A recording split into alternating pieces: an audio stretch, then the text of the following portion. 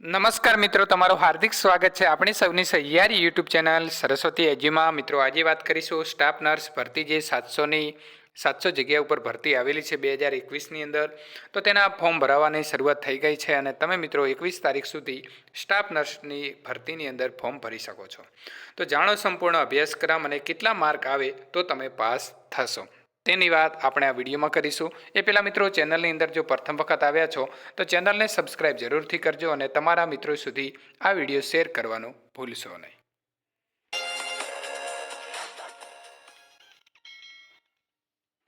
તો મિત્રો, 700 જગ્યા ઉપરની ભરતી છે.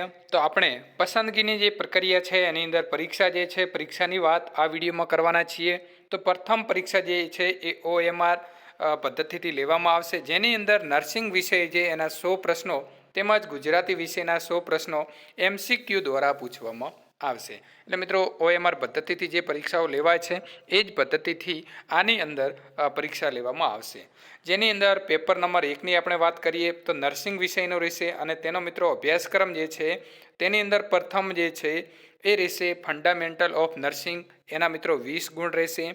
એના ત્યારબાદ બીજો જે મુદ્દો છે મહત્ત્વનો એ છે મેડિકલ સર્જિકલ નર્સિંગ, એના પણ 20 ગુણ છે. આ ઉપરાંત ત્રીજો મુદ્દો જે છે એ છે મિડવાઇફરી અને પીડિયાટ્રિક નર્સિંગ, એના પણ 20 ગુણ રહેશે. આ ઉપરાંત મેન્ટલ હેલ્થ અને સાયકિયાટ્રિક નર્સિંગ જે છે એના પણ 20 ગુણ રહેશે. મિત્રો, મુદ્દો નંબર 5 જે છે કોમ્યુનિટી હેલ્થ નર્સિંગ, તેના પણ 20 ગુણ. આમ મળીને ટોટલ 100 પ્રશ્નો પૂછવામાં આવશે અને દરેક પ્રશ્નનો 1 ગુણ રહેશે. આ વિષયો માટેનો અભ્યાસક્રમ ઇન્ડિયન નર્સિંગ કાઉન્સિલ દ્વારા નિર્ધારિત કરેલા સિલેબસ મુજબનો રહેશે. તો આ સિલેબસ કયો છે એ પણ જો તમે જાણવા માંગો છો તો મિત્રો કોમેન્ટ જરૂરથી કરજો, આપણે તેનો પણ અલગથી વિડીયો બનાવીશું. હવે આપણે વાત કરીશું પ્રશ્નપત્ર એટલે કે પેપર નંબર 2. ગુજરાતી ભાષાના પેપર માટે પૂછવામાં આવનારા અભ્યાસક્રમ જે છે એ ધોરણ 12 એટલે કે હાયર સેકન્ડરી કક્ષાથી નીચેનું રહેશે નહીં.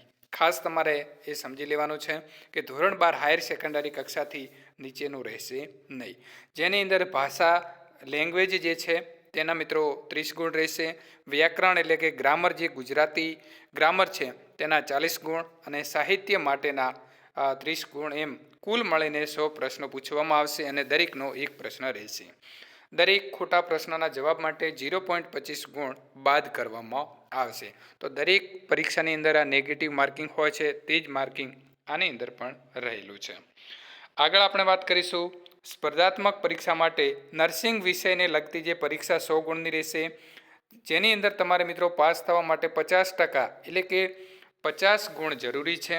જાહેરાતમાં દર્શાવ્યા મુજબના ઉમેદવારો ઉપલબ્ધ ન થાય તો પાસિંગ ધોરણ જે છે એ ઘટાડવાની સત્તા ભારતીય સમિતિની રહેશે અને તે મુજબ મેરિટ યાદી તૈયાર કરવામાં આવશે. પરીક્ષા માટેનો સમય 2 કલાકનો રહેશે. પરીક્ષા ગુજરાતી અથવા તો અંગ્રેજી ભાષામાં આપી શકાશે. તો તમારે કઈ ભાષાની અંદર તમારે પરીક્ષા આપવી છે એ તમારે જાતે નક્કી કરવાનું રહેશે.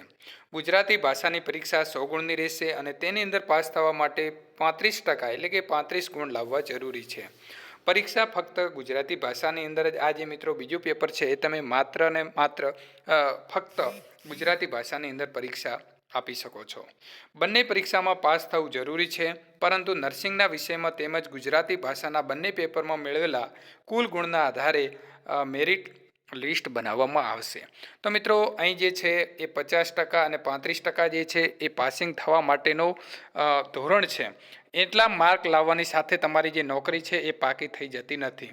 નોકરી મેળવવા માટે તમારે જે ટોટલ 200 ગુણનું પેપર છે અને આ 200 ગુણમાંથી જે તમારે ટોટલ 700 જગ્યાઓ છે, તો આ 700ની અંદર ટોપની અંદર તમારે આવવું જરૂરી છે, તો જ તમને નોકરી મળી શકે છે.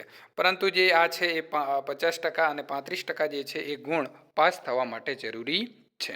તો મિત્રો, આનો જે અલગ અલગ સાહિત્ય છે તેના પણ આપણે દરરોજ અલગ અલગ MCQ પ્રકારના પ્રશ્નો બનાવી અને મૂકીશું. અને જો તમારે જરૂરિયાત હોય તો કોમેન્ટ જરૂરથી કરી દેજો. તો આપણે દરરોજ આની એક સ્ટાફ નર્સ એવી કરીને સિરીઝ ચલાવીશું અને તેમાં દરરોજના મહત્ત્વના 20 પ્રશ્નોનો સમાવેશ કરી અને તેનો વિડીયો બનાવીશું.